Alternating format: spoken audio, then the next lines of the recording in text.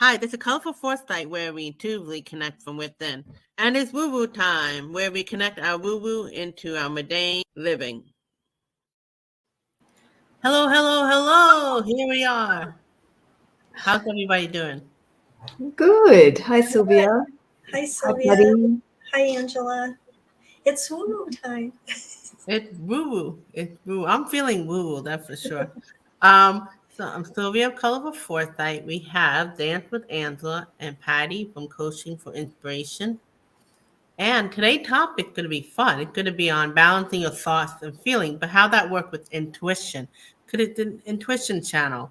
So this inspiration is from their podcast, Patty and Angela, um, building better relationship. It's in a link below. I mean, in the description below, you'll see the link. It's from episode 49, how balancing thought feeling make your relationship better. This is really interesting because sometimes it's not just the relationship with myself, it helps my relationship with myself, but also like how do I deal with sometimes my anxiety with others? The way I got all the tissue coming out. Yeah, that's a lucky pull in there. Yeah.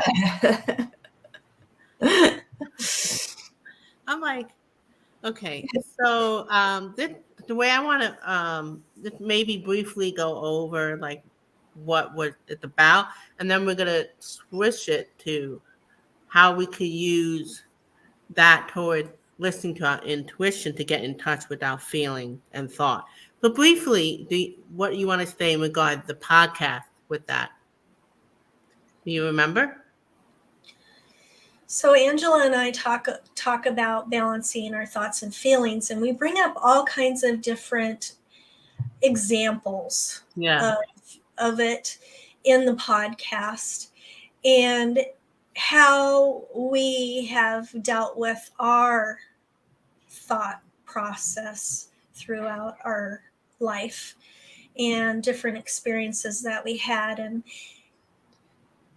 what we could have possibly have done better, and how thoughts within our mind can cause stress and overwhelm and all of those things and put you down a path that you don't want to go. But then there's self-reflection and thinking about where do you want to go, and are you really thinking possibly clearly about the situation, and how to balance those thoughts or Yeah. learn that life lesson and not be overcome with the anxiety or Yeah.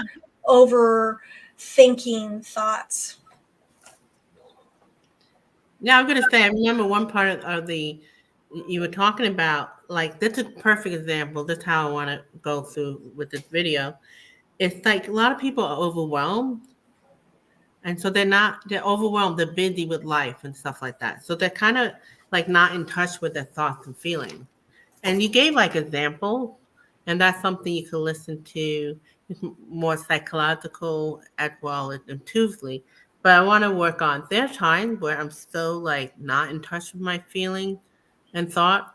And because I am working on my intuition, sometimes I just go right to my intuition. I also think there's an imbalance when I just focus on my intuition and not grounded enough to go with like the common sense, grounded way to connect with your thoughts and feeling versus just go with intuition. But a lot of time I just listen to my intuition because it's like the inner wise self, the inner. That's why I connect from within. So I don't think it's a bad or good thing, but I think a little bit of everything is always good, to be grounded. So what are you thinking? Wait, before we go further, can you quickly go over your Dance with Joy thing? Because it's something Patty and I both joined, and then Patty will Thank you. briefly go over what she's doing. Yeah, so Dance for Joy is an online class. It's 8 o'clock New York time EST on Sunday nights, or in Australia, 10 o'clock on the next day. And it's a bit more of that grounding, getting ourselves back into our body. And I do teach intuition in the class, but it's more how do you feel? So it's more sensing the space around you and understanding how in dance we can feel the space and ourselves in relationship to that. and using some dance moves to just have fun and feel your energy expand out into the world. So it kind of is a really good way to balance our thoughts and feelings. So if you really want to try, just join us 8 o'clock Sundays EST time. And thanks, Sylvia. So you can go to Dance with Angela, and the link is on the website as well, and my YouTube Yeah, channel. I'm gonna also put in a comment, the not in the description, in the comment and pin it. This is something great for, like, what I like about it is not only convenient of online, but it's for everybody. Like for me, movement, for any age, physical, for most part, most physical situations, things like that. And want more joy. That's something I want to bring into my spring, summer. So this is like a new thing for me. So I'm very excited about that. What's going on with you, Patty? Well, I wanted to also say about Dance for Joy as well. I did it last week. Angela's classes, you can do it once or every week or every single time. Just register for it. And so I did it last week, and oh, it was just amazing. I was so calm and relaxed, and she made it so easy to follow and to do your own thing at the same time. It was just so wonderful of feeling like the experience of the moving and how calm and peaceful it was, and fun. It was fun too as well. Yeah, really. That's why I like it. It's good for a beginner to advance. It's how you apply to it. But Patty, what's going on with your work-life balance work? Well, as you all know, I'm a leadership and work life balance coach, and I work with my work life balance affirmation cards, and I coach people to um, really figure out what they want in their life and to achieve it. And throughout your life, I also have a work life balance plan that people can. It's a 21 day, you get 21 days of email, and it's a workbook. And you make a work life balance plan for you, and you can keep reusing it throughout your life because different circumstances come along and you have different needs and wants that you want to achieve. So for me, I'm doing one-on-one coaching, whether you need leadership coaching or life coaching or work-life balance coaching. So that's what I'm doing right now. I also have a podcast called it's 5 to 7 minutes, and it's for managers and supervisors, and it's kind of like a tell it like it is and ask a lot of Ooh. questions for self-reflection about situations that really happen in work, and sometimes it is triggering. I was just working on that before coming on here, and I realized, oh, wow, this one's going to probably be a trigger for people. Wow. Yeah, you have to give me that link. Me. Yeah. You But have to it give me. helps people. Oh, sorry, Sylvia. No, go It ahead. Go helps ahead. people self-reflect on on their management styles, on what's going on in their life that flows into work, and vice versa. And I talk about topics that people really normally don't share or talk about in the workplace. That's interesting. You definitely have to add that link to the comment somewhere, Okay, and thank I'll you, put it in Sylvia. the description. So that's a new one. New. Both new things. Dance for Joy and 7 minutes of telling it like it is with what situation. So I Both thought we asking do. questions to self-reflect and situations telling it like it is. You know what? If they're trust, it could be a welcoming thing, especially not directly to you. It's like you're talking about it, so they could work around that. So that's perfect. And sometimes people just want to. Some people just like that. They don't want all the fluff. They just want to hear it directly. And I think that goes back to your thoughts and feeling. Could my thoughts and feeling we're talking about balancing. It could be like swirly. And I'm like, where am I at? I can't really get in touch. Maybe I'm not connecting my body and doing body movement. So that's when I tend to go in my intuition. But if I'm too much in my mind and too emotional, I may not hear my intuition. But that's why sometimes I do different tools. I'll, affirmation card or oracle. But I wanted to try something different with a new format where we'll put the card toward the end and just talk about, because everybody utilize the intuition differently. They might never use the card or anything like that. So let's talk about, so let's say you're in a situation, right? You're overwhelmed, you're overloaded, but you're a student of spirituality and you do work on your intuition. So you need something quick. You need to get your information. You need like insight. So, it could be like, what's going on with my thought? And then I'll listen to my intuition. How you work with that, Dan? Dance with Angela, with Angela. With dance, no, I can't always dance. Well, actually, yeah. You just dance along while your grocery shop, you know. Well, actually, a long time ago, that's how I used to do it. I used to dance to balance my overwhelm because Ooh. nothing could really move that energy out of my body. And then after the dance, it was gone. So that made me go, that's different. Why? Now that thing I had in my brain is gone. So that's why I kept going with the dance, because it did balance a lot. I'm really fascinated, like what you're saying about feelings, thoughts, and intuition, and how they're different. Yeah. And how the thoughts, for example, if you have negative thoughts, they can come back and keep going. And that's usually I'm not sure if we put it in the podcast, but I think we did. We looked at how if your thoughts are going into overwhelm, there's something trying to get your attention. But like you said in the beginning, Sylvia, we tend to run away. In overwhelm, we tend to get more busy or try to keep up with life and do more instead of sitting and thinking. And for some of us, sitting still and connecting to our intuition, that's not a natural thing either. That's why with the dance, I would find that I had to move something out of my body to get rid of that cycle of the negative thoughts. You were bringing up the physical. I guess that's why people sometimes shock with themselves with a cold shower or ice water, and that's why people take walk or they go to the gym. Cause I know that used to help with my anxiety. It's like because I'm focusing on the physical, I'm not here, and it maybe not necessarily connected to my emotion, but it released it.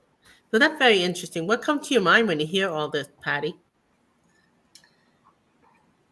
Yeah, I know that I would take walks when I needed to get something out of my mind.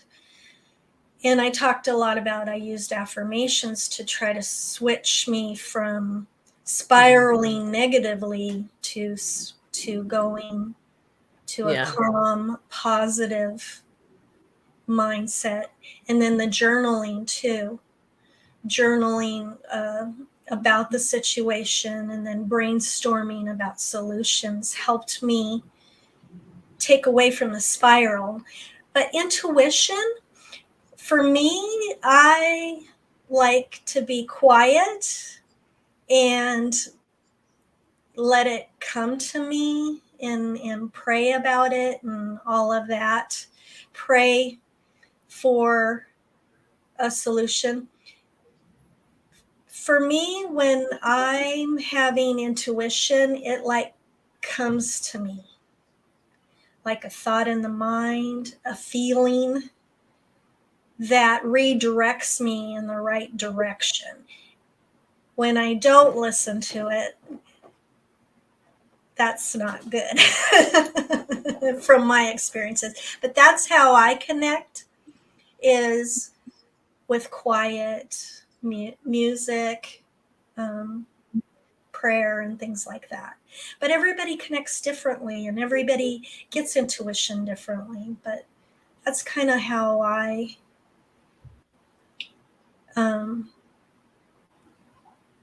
ask my intuition But then I have times where the intuition just comes to me, even in the middle of chaos. Right. It's like telling me, you know. Yeah. I'm gonna say like Fatima who just came in. We're focusing on a different format with intuition. Everybody has it more or less, but it shows up differently. And it's happening anyway. So it doesn't mean that we have to be spiritual and, do cards and all that, which is nice. All these tools are great. But as I'm listening to us talk, I'm like, these are the natural things that are already happening by quieting, by walking, by dancing, and things like that. People, would be the farmers back in the day. They had nature and they were working and connected with their intuition and things like that. So that's really great about balancing your thought and feeling through intuition. But a lot of it could be through physical, like doing actual physical things. So I'm learning something new just from listening to that. That's why, like, when people are overwhelmed, you go take a break, go outside, take a breather. You Yeah. know, Yep, go outside, put your feet on the ground. yeah. And I was curious, Patti, when you're in a work environment, because sometimes we have the overwhelm of our thoughts. And one of the things that overwhelms us is relationships. That's why Patti and I are obsessed with relationships. And Patti, in the work environment, especially as a manager, when you get that overwhelm because of everybody else's thoughts, like they're hating on you or they're whinging, as we say in Australia, whinge. Yeah. They're going, oh, and their thoughts, you can feel all of that. Like as a manager, you're overwhelmed a lot. So would you say, or how would you describe it? Like, how have you seen your intuition come in and just go, okay, I'm going to do this? Like, because managers often have to do that. They have to kind of face the overwhelm of everybody else's thoughts, and they have to forge a path forward. Yeah, you're exactly right, Angela. I would get myself overwhelmed by everybody else to the point of a breaking point, and then that's when I knew. I mean, there were times where crying would just come because of the overwhelm and everything, and I could feel everybody's negativity and everybody's emotions about things, and I would have to leave. I would have to walk out and take a walk and get away or go sit outside. And I would do that a lot. I'd go sit outside for about 5 minutes and put my feet on the ground. That really makes a change. I would just slip my shoes off and put my feet on the ground, just in the dirt. Thinking about, yeah, that really, makes sense, and I'm glad you brought that up, Andrew, Dance with Andrew, that the episode, it had to do with balancing thought, feeling to make your relationship better with others. I mean, not just for yourself, but for others. Fatima, like, if you could mention in the description, we have somebody in the comments, she lived with her family, just several siblings. So I know it's not always easy, but how would you use your intuition, Fatima? You know, when you have your thought that going one way and the feeling going the other way, how would you work that out? So if you have any ideas or to share with us in the comment. So now that I'm asking you that, with family in the house, stress, sometimes I do escape. I'll run and go in the room. No, really. Well, I'll do things that not helpful. Um, but it depends on the day. Sometimes I'm able to communicate with them. So that's a really good question because if my mind too active, um, my intuition goes out of the window. So it's a great reminder about listening to my intuition because the intuition, but it's not about profession, but it's just making me more aware. Like, oh, okay, I'm too much of an overthinker, and I'm monkey mind and my feeling. So I let them take me. So I want my intuition, like you were saying earlier, Patty, that your intuition just comes sometimes, especially in chaotic time. So I'm gonna ask my spirit guide to bring that awareness that my intuition comes, comes strongly, especially during a chaotic thought and feeling moment. So that's really good. That's a good one to focus. What do you think? answer when you hear that. Oh, look, Fatima said, we compromise and share things. We all help each other and Um, support each other when needed. Oh, that's nice. Yeah. Yeah, because your family are a reflection of you. So sometimes I have this a lot, but my family act out my overactive thoughts or my unbalanced feelings because we're the same DNA. So it's basically the same thing, just reflected in a different format. And so sometimes I like what you're saying about that, asking that before you're in a state of overwhelm, that when you're in a state of overwhelm, all right, guides or divine or whatever, my intuition, my higher self, come and support me. That's a fantastic strategy. You can do that in the morning when you wake up and set the energy for the day. That's a really good strategy, because when you're in overwhelm, there's not a lot you can do. Like we've mentioned the grounding, which is very, very awesome. And another thing I used to do, and maybe it's because of the way I grew up, where I was isolated a lot, is if in my family there's a fight or something where there is an expression of conflict or out of balance, I ask, okay, what's going on? I ask my intuition. I set that up as a habit. I really ask, okay, something's not happening here. What's going on? And even if I can't go, like Patti, you're saying, go to a quiet place, mhm. just that interrupt, a pattern habit interrupt, like what's going on here, might stop me from speaking. I think we put that in the podcast as well. Sometimes like things come out of your mouth and you're like, oh, yeah. Yeah. But how to do pattern interrupts where you might normally just explode. And if you explode, that's just part of being with family sometimes, I think. And then later you can review rather than criticize. Just review if you are speaking out from an emotional place or from negative thoughts. Just having a point later, if you can't do it in the moment, going, what is this about? Show me. And so I think doing it before, in the middle if you can, and then later.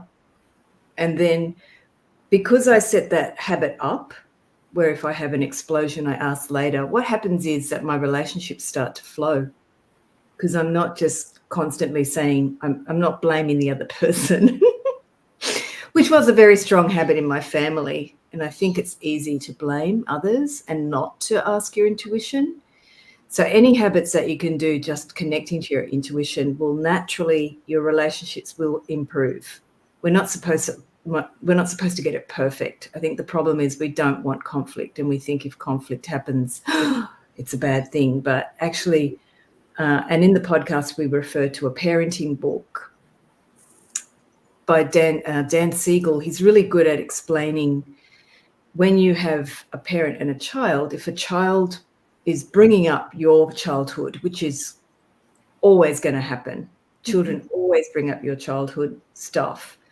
Your spouse, mine does, always brings up your childhood stuff. Those are times to manage those unresolved thoughts, unresolved feelings, and you might project stuff on the other people. So if you can use the intuition then to say, help me out here, what's going on? What do I need to see? Those, whether you do it before or in the middle of conflict or after, it's always good. And try to remove the ouchy feelings. I tend to explode, and then I tend to beat myself up for exploding, but that's from my family patterns. So I try to remove that judgy kind of, oh my God, how could you have done that? You're right, because I'll beat myself up, especially when I have my temper come out or just get snarky. So rather than keep bringing that into it more and more, just shift to another energy. But I'm kind of curious, Patty, because you're the one who mentioned, like, sometimes you have to sit there. You need the quiet in order to hear your intuition. But sometimes it comes in chaotic. Yeah. So now I'm wondering if it's always there. Yes, I believe it's always there. Mm. It's just taking the moment to listen, whether you're in chaos or whether you're in calm or you're whatever's going on. That's really cool. It's actually listening to it. It's there, That's what I mean. That's really but are great. you listening? Yeah. Yeah, and normally at this point I would be like, okay, let's grab our affirmation card. We will like in about 10 minutes from now. But affirmation card and or oracle, but not everybody, not just because you're intuitive, you don't have to be into the spiritual stuff, use crystals and different things. We already showed example how it happened naturally, the last 22 minutes. So right now I'm gonna ask you um what message you have in regard the collective. We'll go with intuitively in regard how they could better balance their thoughts and feelings. And the reason why I'm asking, because we already kind of said what, because it's for the collective, so it might be a little different than what we thought. So I'm going to ask all of us, including whoever in the room, which is who, um, what message can we give to the collective in regard what they need to hear about their thoughts and feelings. First of all, listen to your intuition. You don't have to just listen to us. But since we're having fun with it, okay. So I need to just tap in for a second, because sometimes it will shoot like you said. Sometimes I hear it right away, but for some reason I have to tap in. So that's just a moment. I want to make sure the question was clear. What is the collective message in regard to hear the intuition more clearly with thoughts and feelings, especially with relationship to others? Okay. What I got right away, I was feeling my heart. So maybe because if I'm in my monkey mind, I'm not really in my heart. So I want to really express what's in my heart. Maybe if I'm being protective, I won't be sharing what I actually feel. I'll just kind of go with survival or try to fix the situation. But I just need to share my heart. That's what came to me. So that's the collective for you guys. Go with your heart, especially if you're feeling it. What about you, Patty? What you felt intuitively or heard or saw? What I was getting, the message I was getting is to Mm, ask your intuition. that's always the best thing, and that's good because you're listening to your own. And that's something you got to work at. If you're new, just something you got to work at. And what about you, Angela? Did you feel or hear or see anything? Yeah, this is an interesting one. It was fear. And I kept asking fear, how does that help? And then it was listen to the fear. And then I'm asking, how does that, what message is for that for the collective? And it's really about creating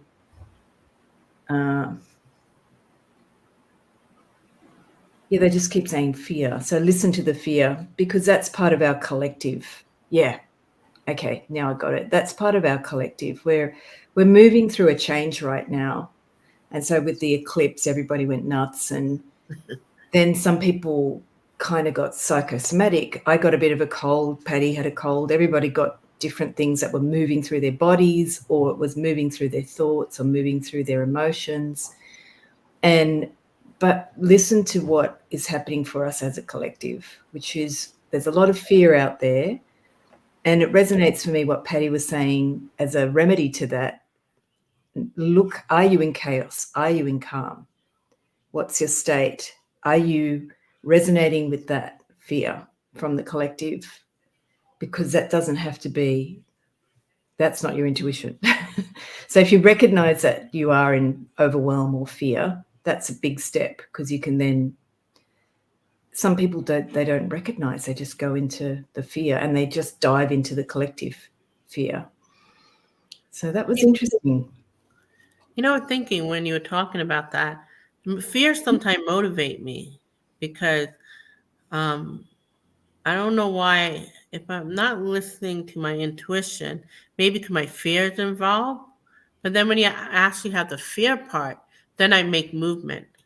So some people work better through fear, through fight, flight.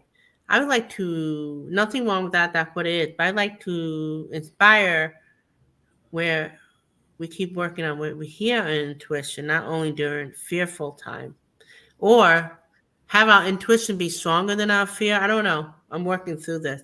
But anyway, Fatima, who's in the comments, she mentioned when I had an accident, I got hit by a truck.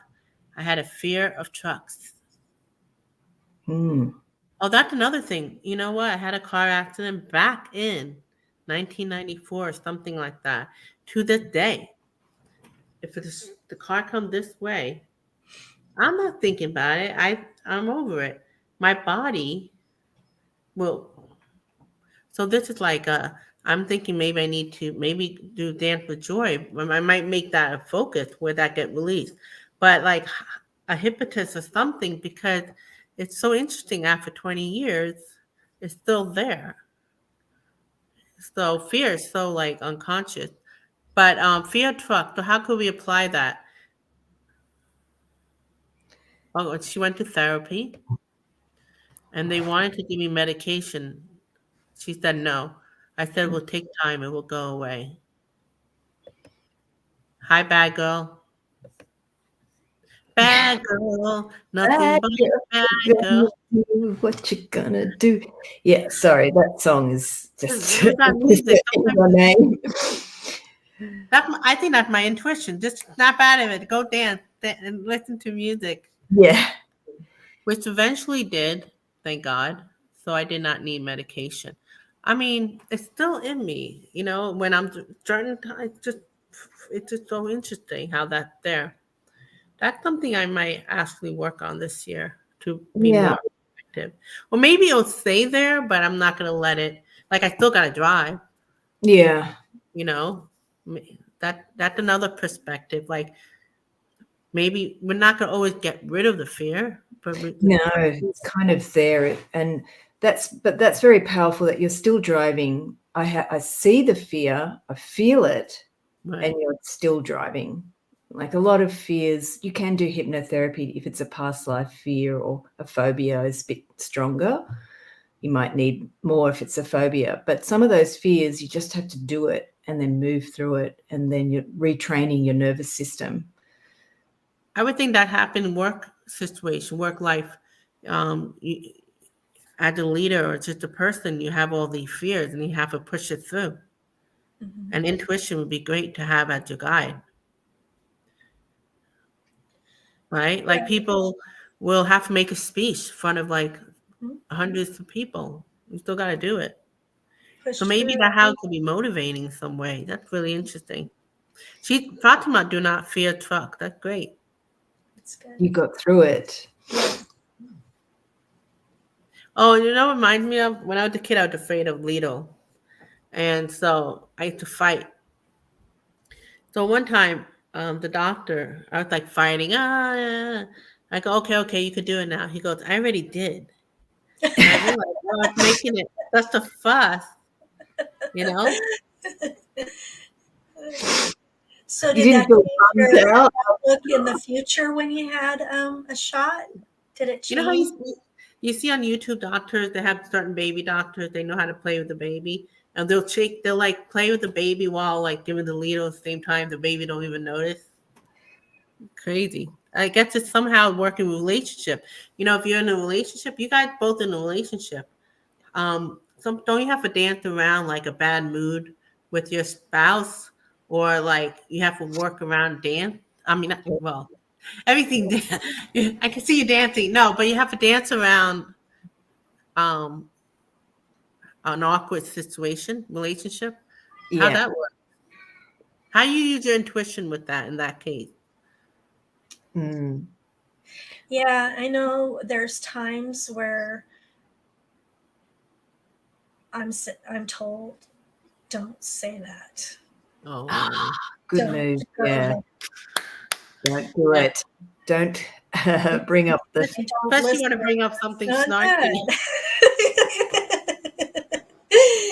You're being told, don't say that. That's not going to be taken very well. And that's why I say you listen to your intuition, because you don't That's a want good to one. go down that road of not listening. That's what the Especially- partners are great for. Okay. No, don't speak. Don't speak. I have another thing connected to, like, don't say that. I ask, and this came from doing readings, what do I share, or do I share that? So, you know, when you do a reading for someone and you see something, and you're supposed to ask as a intuitive, Should share. yeah. Yeah. And if you get a no, don't. And so I use the same strategy with my partner. And sometimes I go, okay, help me share this to my guides, or what do I share? Because, yeah, you don't want to wake the beast. Yeah. And I know that there are times like when Angela and I are doing a podcast, or I'm doing my own podcast, or I'm writing on my blog, I'll ask, what should I say? What should this message be? From the divine, not from your... Really, yeah, from the divine.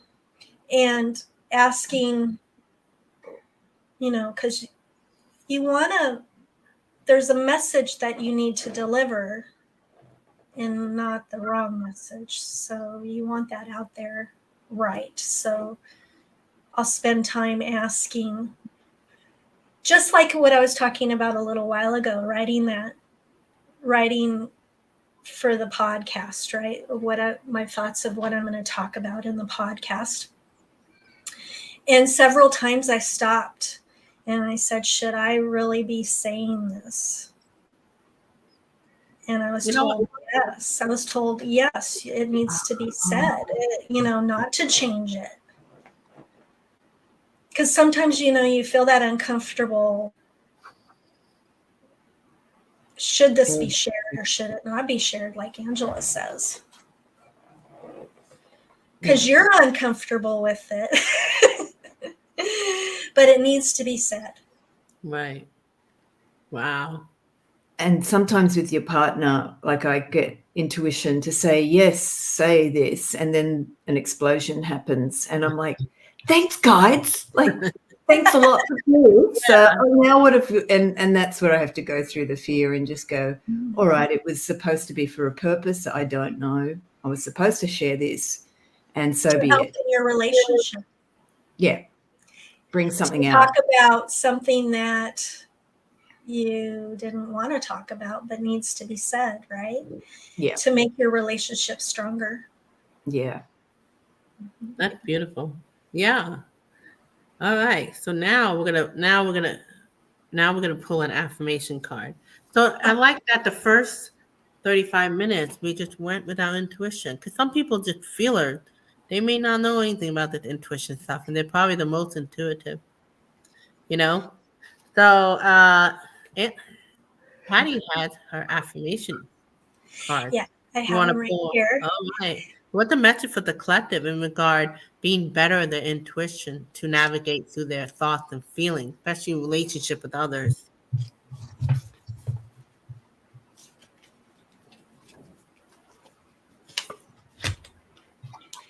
I say no to things that I don't want to do.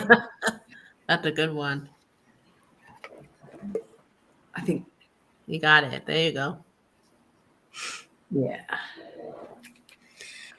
So think about why that card might have come up for you. It could be there is something that you need to say no to that you really don't want to do, and you're afraid to say what you need to say and say no and let somebody else take over that responsibility or that action or whatever it is. So think about what that may be for you, the collective, personally, and as a group. What is it telling us? I think of boundaries, like creating boundaries. Doesn't have to be no per se for some, but like creating healthy boundaries. Like you want to make the relationship better, you got to do something, Mhm. It's like this card came out, make a vision. So I guess creating that, oh, I'm sorry, here we go. The vision board, make a Ah, vision. So basically by saying no, you're creating a vision board, what you want, what you don't want. Hmm.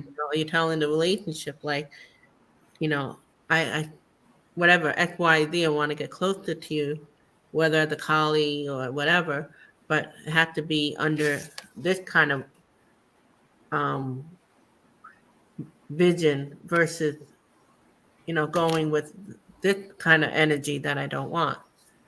That's really cool. Never thought of that. Yeah, focusing on the solution And and that, what. and that's probably why you have to speak up through the fears sometimes, because how are you going to get anywhere? You right. know? Oh, okay, that makes a lot of sense. Like, how do you overcome fear if it's not spoken or if it's not seen? So yeah, you just have to see it and then move forward.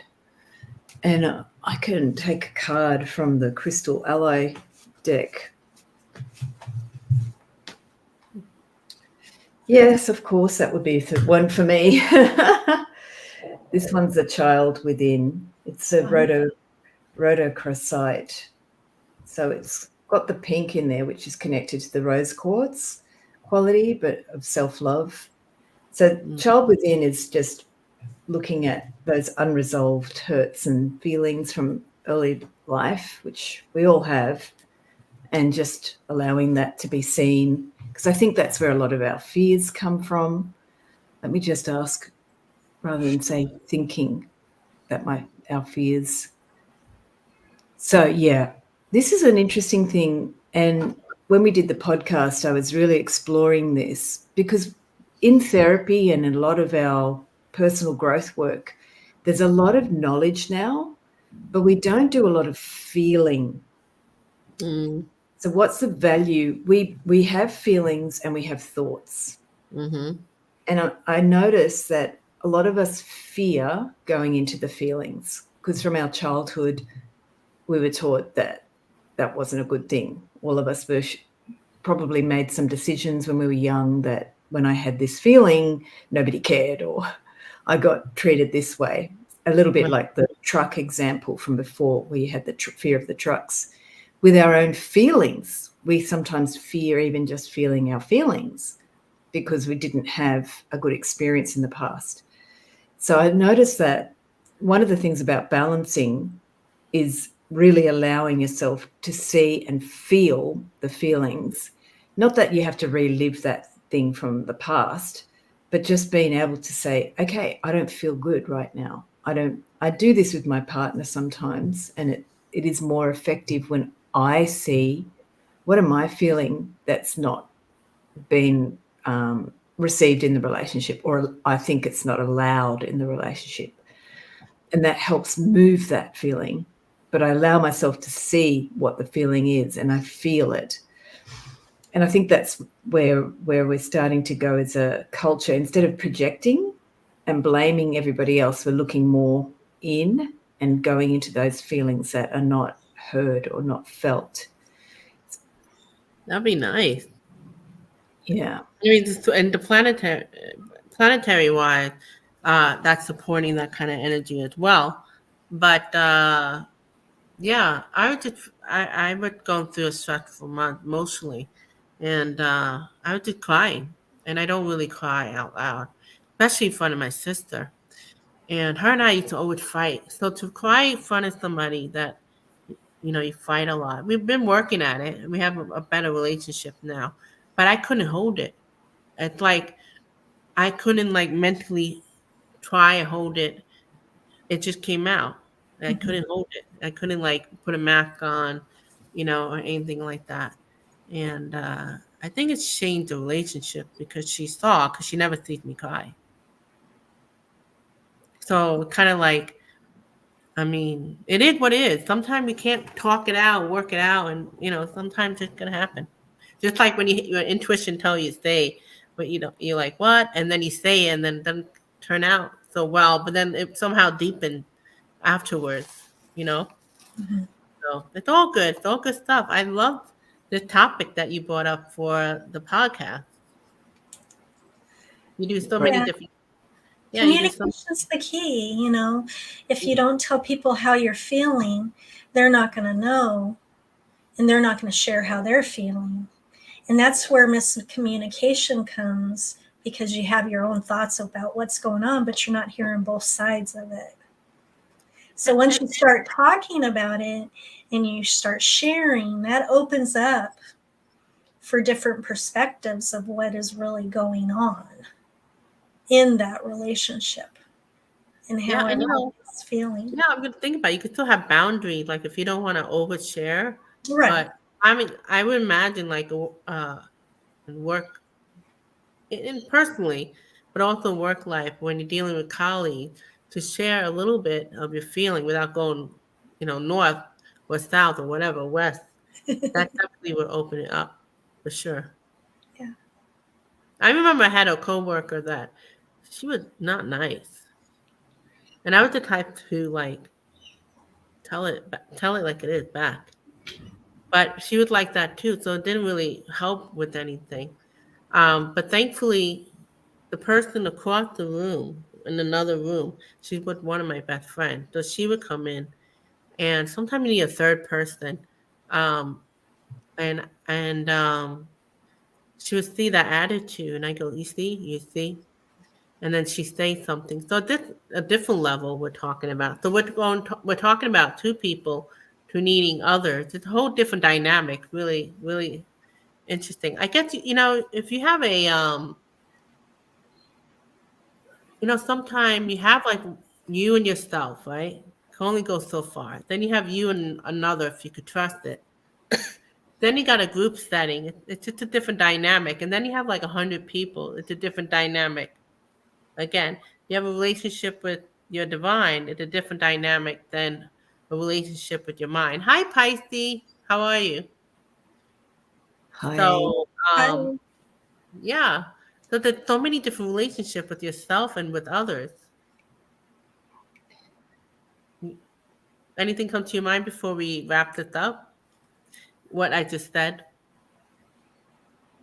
Yes, sometimes those different relationships, like you're saying, have a different dynamic. Yeah. So if you have a third person, they can influence and change. So if you imagine that if you have 100 people, how many dynamics are in that and how complicated that could get? And Mhm. for me, what you're saying is that it implies that the intuition is kind of necessary to balance, because you're picking up all this stuff. You could be just bouncing off thoughts and bouncing off feelings from other people. What's yours, what's theirs. So our intuition is kind of what we're supposed to be working on to help us navigate, I guess. The intuition, when you really work at it, you get to a point where you trust it more than you not trust it. Mhm. It's really a good, that's a relationship with that inner one. It's really so good. It's good to, especially during a challenging time, thoughts and feelings. Um, so that's why I wanted to bring intuition into this conversation. You brought it up about feeling, that one dynamic. Then you talk about intellectual. But then what if you bring the intuition? And I realized listening to this, even though I rely on intuition a lot, they all work together, Mhm. you know, and that's about it. So we have to continue with our intuition. You don't need to do cards. There's just so many different ways. I'm going to actually explore it. I was sharing with Angela and Patty. I want to see what it's like. How can we work with our intuition without using tools? I don't know. We'll find out. So if you have any ideas, please comment below. Also, please subscribe to their channel if you haven't yet. And if there's anything you like that you heard, share with them or share with me. So you take care. Until then, they'll be back in a month from now. I believe gonna be uh, May 9th.